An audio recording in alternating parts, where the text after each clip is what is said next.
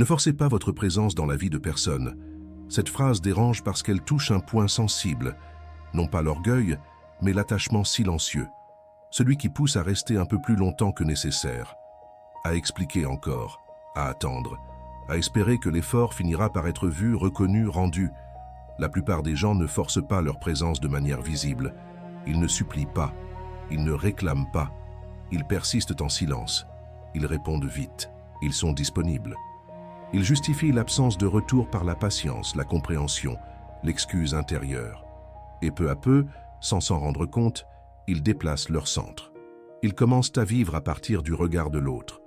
Ce qui fatigue n'est pas le manque d'attention, c'est le fait de se tenir constamment prêt, prêt à être choisi, prêt à être rappelé, prêt à prouver sa valeur par la constance, la loyauté, l'effort.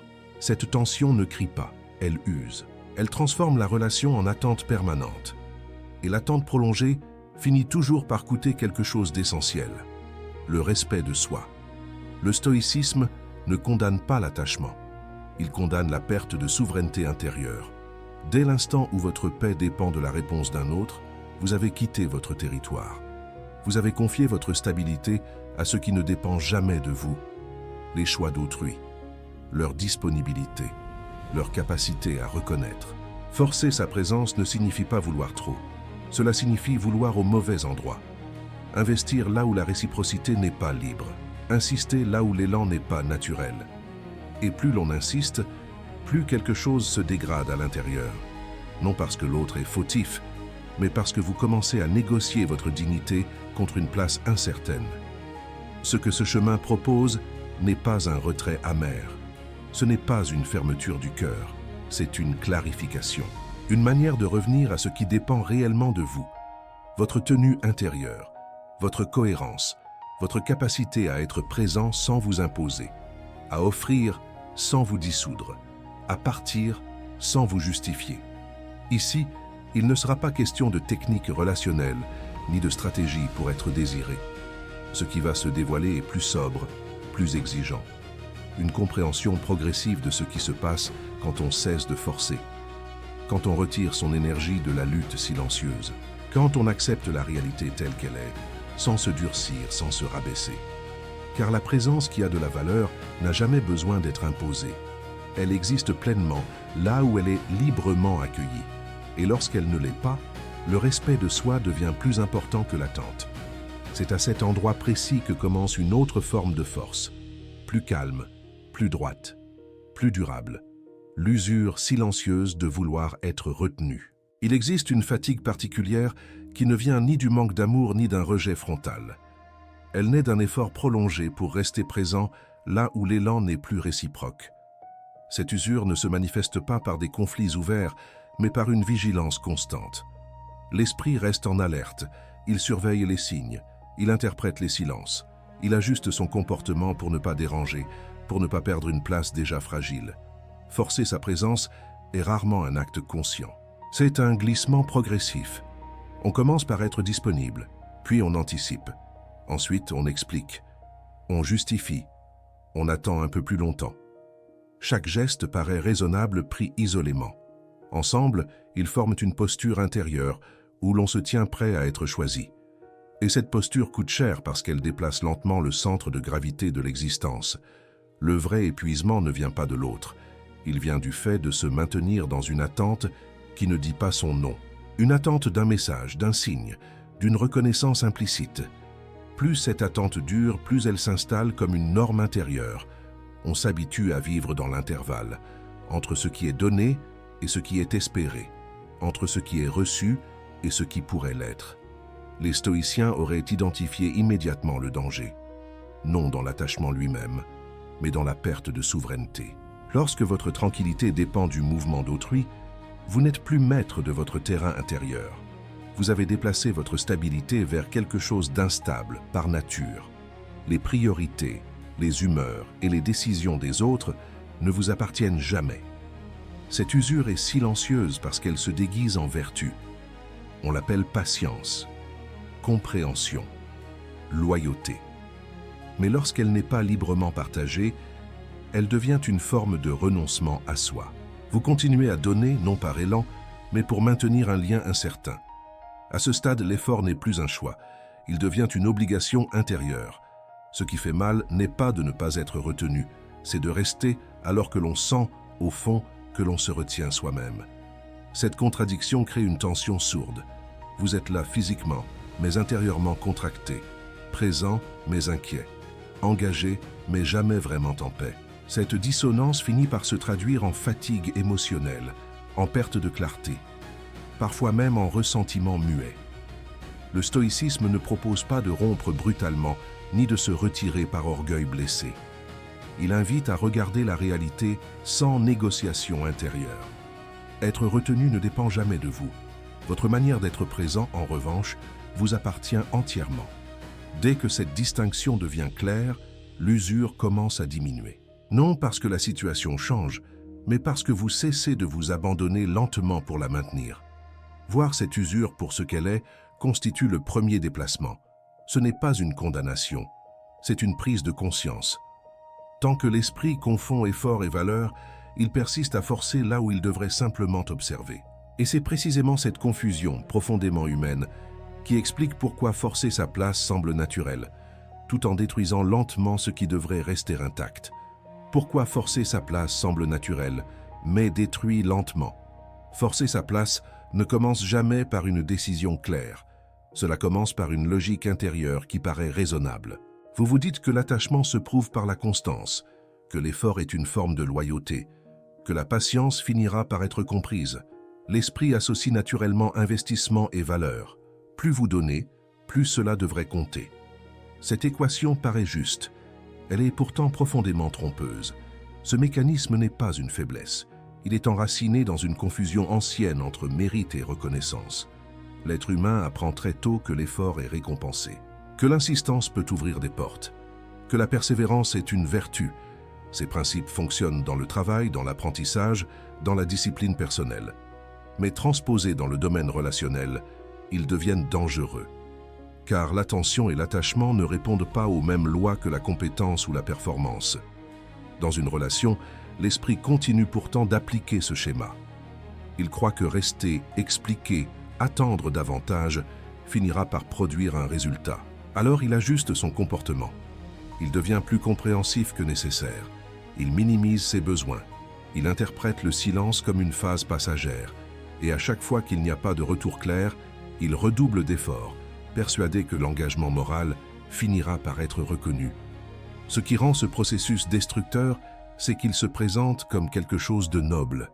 Vous ne forcez pas par domination, mais par espoir. Vous ne vous imposez pas par arrogance, mais par peur de perdre. Et c'est précisément cette bonne intention qui empêche de voir la réalité telle qu'elle est. L'esprit confond l'intensité de son investissement avec la valeur réelle de la relation. Les stoïciens auraient identifié ici un attachement mal placé.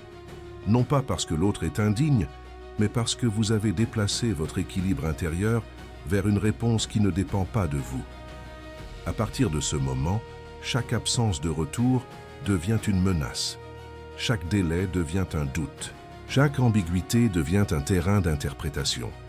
L'esprit ne se repose plus. Il cherche des signes là où il n'y a que des faits. Forcer sa place détruit lentement parce que le prix n'est pas immédiat. Vous ne perdez pas tout d'un coup. Vous perdez un peu de clarté, un peu de calme, un peu de respect pour vos propres limites. Vous commencez à tolérer ce que vous n'auriez jamais accepté au départ. Vous appelez cela adaptation. En réalité, c'est un glissement. Et ce glissement se fait toujours à sens unique. L'erreur fondamentale consiste à croire que l'investissement émotionnel crée une obligation morale chez l'autre. Mais personne n'est tenu d'aimer, de choisir ou de retenir en retour. Cette attente implicite transforme l'attachement en dette imaginaire. Et lorsque cette dette n'est pas honorée, la déception s'installe. Non pas parce que l'autre a fauté, mais parce que l'attente n'était jamais légitime. Comprendre cela ne durcit pas, cela libère. Vous commencez à voir que ce qui semble naturel à l'esprit n'est pas toujours juste pour votre stabilité intérieure. L'effort n'est pas un problème en soi. Il devient un problème lorsqu'il est dirigé vers ce qui ne peut pas être obtenu par l'effort. À partir de cette prise de conscience, une question plus profonde émerge. Si l'effort ne garantit rien, Alors sur quoi faut-il réellement fonder sa présence et sa valeur? C'est ici qu'une distinction essentielle devient nécessaire. Une distinction que peu osent regarder en face, mais qui change radicalement la manière d'habiter une relation. La différence entre attachement et dignité, entre négocier sa place et se tenir aligné. C'est cette frontière, souvent invisible, qui détermine si une relation nourrit ou érode. La confusion fatale entre attachement et dignité. Il existe une confusion subtile, mais décisive, qui traverse de nombreuses relations humaines. Elle ne se manifeste pas par des excès visibles, mais par une logique intérieure profondément ancrée. L'esprit confond l'attachement avec la dignité. Il croit que tenir à quelqu'un justifie de se plier, d'attendre, de s'ajuster indéfiniment. Et c'est précisément là que l'équilibre se rompt. L'attachement cherche avant tout une confirmation. Il veut savoir s'il compte, s'il est désiré, s'il est encore choisi. Il observe les signes, il interprète les variations, il négocie intérieurement. La dignité, au contraire, ne cherche pas à convaincre. Elle observe la réalité telle qu'elle se présente et s'aligne sur ce qui est cohérent avec ses principes. L'une se demande comment rester, l'autre se demande comment rester juste. Lorsque l'attachement prend le dessus, la relation cesse d'être un espace de rencontre pour devenir un espace de validation. Vous commencez à mesurer votre valeur à la réponse de l'autre. Vous ajustez votre présence pour ne pas déranger. Vous retenez certaines paroles. Vous acceptez des zones d'inconfort en espérant qu'elles soient temporaires. Et à chaque ajustement, quelque chose se déplace à l'intérieur. Vous êtes toujours là, mais de moins en moins debout. La dignité ne s'oppose pas à l'attachement. Elle lui donne une structure. Elle rappelle une limite simple et non négociable. Votre valeur ne dépend pas de la manière dont vous êtes reçu. Elle dépend de la manière dont vous vous tenez. Cette posture intérieure change tout. Elle ne vous rend pas froid. Elle vous rend clair. Vous cessez de vous demander comment être choisi. Vous commencez à vous demander si ce que vous vivez est aligné avec ce que vous êtes prêt à offrir sans vous perdre. Les stoïciens insistaient sur cette souveraineté intérieure. Ils considéraient que perdre sa dignité ne signifie pas être humilié publiquement, mais renoncer silencieusement à ses propres critères pour maintenir un lien incertain. Cette renonciation ne se fait pas en un jour. Elle se fait par petites concessions répétées, et chacune de ces concessions semble anodine. Ensemble, elles produisent une dépendance émotionnelle déguisée en loyauté. L'attachement négocie parce qu'il a peur du vide. Il craint que sans effort supplémentaire, sans patience prolongée, sans explication de plus, la relation disparaisse. La dignité, elle, accepte cette possibilité sans s'y identifier comme à une catastrophe. Elle sait que ce qui doit être maintenu par la contrainte intérieure n'est déjà plus un lieu sûr. Cette distinction est inconfortable, car elle oblige à regarder la réalité sans romantisme. Elle oblige à reconnaître que certaines présences sont tolérées, mais non désirées, que certains silences ne sont pas des pauses, mais des réponses. L'attachement refuse de voir cela. La dignité ne détourne pas le regard. Non par dureté, mais par respect de soi. Lorsque cette confusion est dissipée, une transformation intérieure commence. Vous n'avez plus besoin de prouver votre valeur par la constance. Vous cessez de négocier votre place. Vous comprenez que la vraie stabilité relationnelle ne vient jamais de l'effort unilatéral, mais de l'alignement mutuel. Et lorsque cet alignement n'existe pas, la dignité vous protège d'une lente érosion intérieure. Ce déplacement ne coupe pas le lien avec l'autre. Il restaure le lien avec vous-même. Vous redevenez présent sans être dépendant, disponible sans être en attente, engagé sans être contracté. Et à partir de cette posture, une question plus précise se pose naturellement. Si la dignité commence par cette clarté intérieure, alors que dépend-il réellement de vous dans une relation? Et que devrez-vous toujours accepter de laisser hors de votre contrôle? Ce qui dépend de vous dans une relation et ce qui n'en dépend jamais. Il existe une ligne claire, souvent ignorée, qui traverse toutes les relations humaines. Tant qu'elle n'est pas vue, l'esprit s'agite, espère, insiste. Lorsqu'elle devient visible, une forme de calme sobre s'installe. Cette ligne sépare ce qui relève de votre responsabilité intérieure de ce qui n'a jamais été sous votre autorité. Les stoïciens n'y voyaient pas une théorie, mais une règle de survie mentale. Ce qui dépend de vous est limité, mais solide.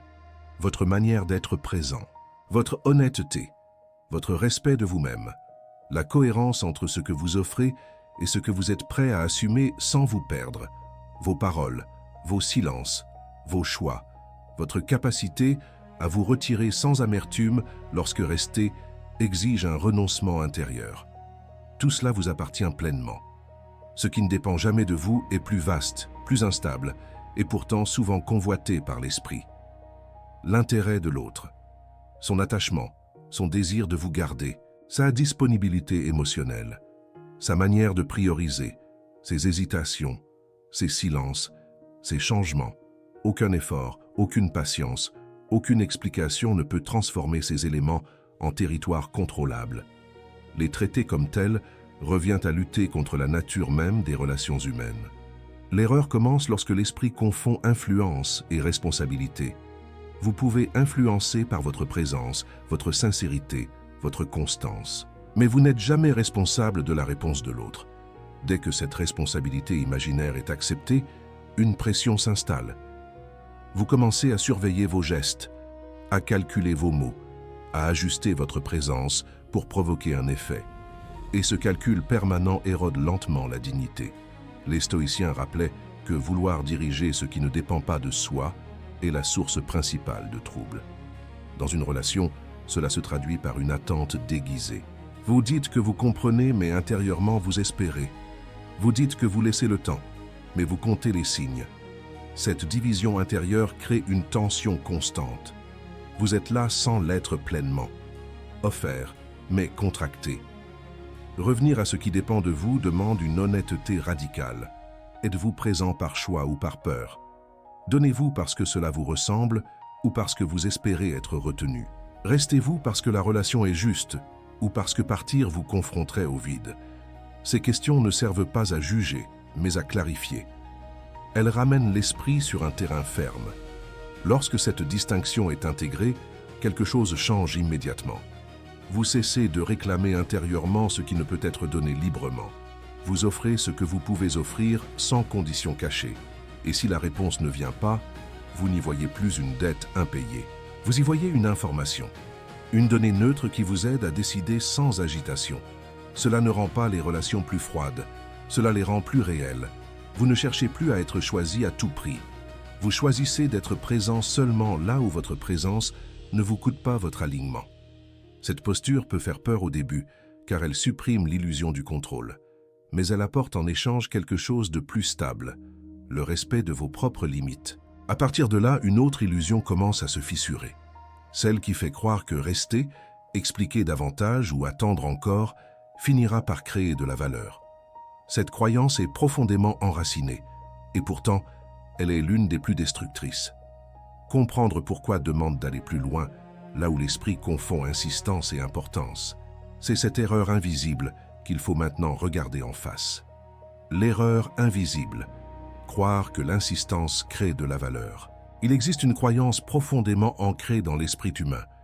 Une croyance silencieuse, rarement formulée, mais puissamment agissante. L'idée que rester plus longtemps, expliquer davantage, attendre encore, finira par produire une reconnaissance. Comme si la persistance pouvait transformer l'indifférence en attachement. Comme si l'effort répété pouvait créer à lui seul de la valeur relationnelle. Cette croyance paraît logique. Elle est pourtant l'une des plus trompeuses. Dans de nombreux domaines de la vie, l'insistance fonctionne. L'apprentissage, le travail, la discipline personnelle répondent à l'effort prolongé. Plus vous investissez, plus vous progressez. L'esprit applique naturellement ce schéma aux relations humaines. Il suppose que la constance finira par être remarquée, que la patience sera récompensée, que la loyauté silencieuse deviendra une preuve suffisante. Mais les relations ne fonctionnent pas selon la loi de l'accumulation. La valeur relationnelle ne se construit pas par la pression, même subtile. Elle se révèle. Elle apparaît lorsque deux élans se rencontrent librement. Lorsqu'il faut insister pour exister dans l'esprit de l'autre, ce n'est pas un retard de reconnaissance. C'est une information, une indication claire que la valeur perçue n'est pas alignée. Continuer à insister revient alors à nier ce signal, non par courage, mais par peur de ce qu'il implique. L'insistance communique toujours quelque chose, même lorsqu'elle est discrète. Elle dit que vous êtes plus investi que l'autre, qu'une partie de votre équilibre dépend de la réponse attendue, qu'un refus implicite n'est pas encore accepté. Cette communication n'est pas verbale, mais elle est ressentie. Et ce qu'elle transmet n'est pas de la dévotion, c'est une fragilité. Non au sens moral, mais au sens structurel. Les stoïciens auraient vu là une confusion entre valeur et besoin. La valeur n'a jamais besoin d'être expliquée. Elle s'impose par la cohérence entre ce que vous êtes et ce que vous offrez. Le besoin, en revanche, cherche à convaincre. Il espère modifier la perception de l'autre par la durée, par l'effort, par la présence prolongée. Plus ce besoin s'exprime, plus il affaiblit la position intérieure de celui qui insiste. Cette erreur est invisible parce qu'elle est alimentée par de bonnes intentions. Vous restez parce que vous tenez. Vous expliquez parce que vous voulez être juste. Vous attendez parce que vous refusez d'abandonner trop vite. Mais à mesure que l'insistance se prolonge, quelque chose se dégrade à l'intérieur. Vous commencez à tolérer des zones d'incertitude qui vous auraient autrefois mis mal à l'aise. Vous appelez cela maturité. En réalité, c'est une adaptation à un déséquilibre. La conséquence la plus profonde de cette insistance n'est pas le rejet, c'est l'érosion lente du respect de soi.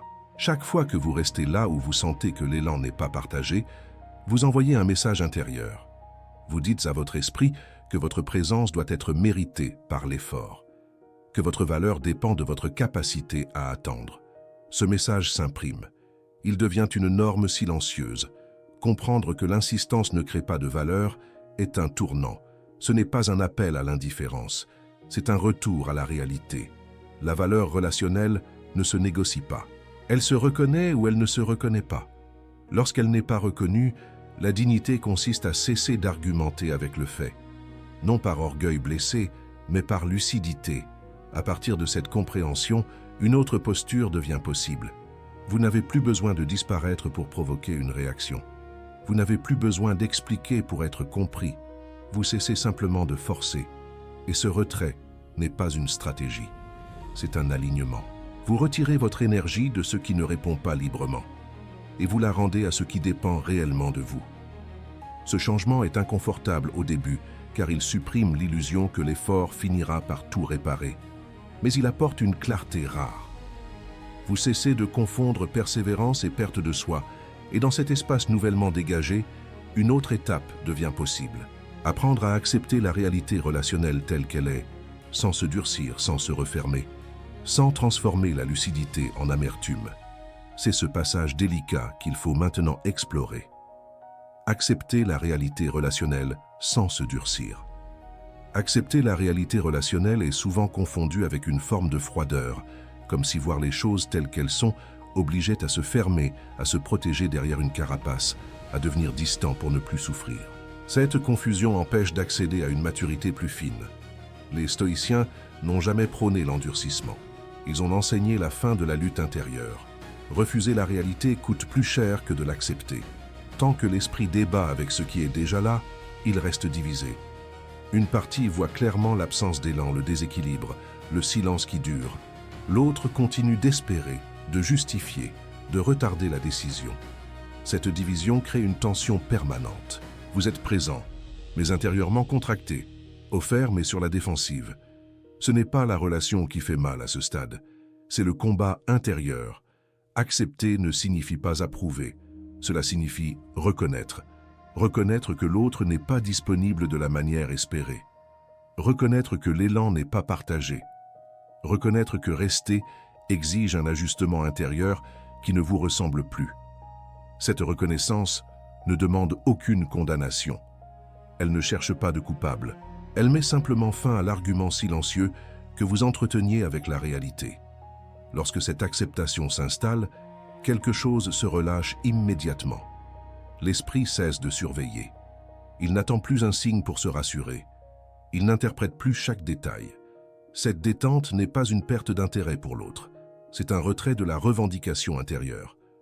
Vous ne demandez plus à la relation d'être autre chose que ce qu'elle est. Les stoïciens considéraient que la souffrance inutile naît toujours d'un refus. Non du refus de l'événement, mais du refus d'admettre ses limites. Dans le domaine relationnel, ce refus prend la forme d'un espoir prolongé au-delà de toute indication réelle. Accepter, c'est reconnaître que certaines choses ne dépendent pas de votre patience ni de votre bonté. Et cette reconnaissance vous rend paradoxalement plus libre. L'acceptation saine ne ferme pas le cœur, elle le stabilise. Vous cessez de donner dans l'attente d'un retour implicite. Vous offrez uniquement ce que vous pouvez offrir, sans vous trahir. Cette clarté transforme la qualité de votre présence. Elle devient plus simple, plus droite, moins chargée d'arrière-pensée. Vous n'êtes plus en train de prouver quoi que ce soit. Il y a une différence essentielle entre accepter et se résigner. La résignation se replie. Elle se sent vaincue. L'acceptation se redresse. Elle voit clair et agit en conséquence.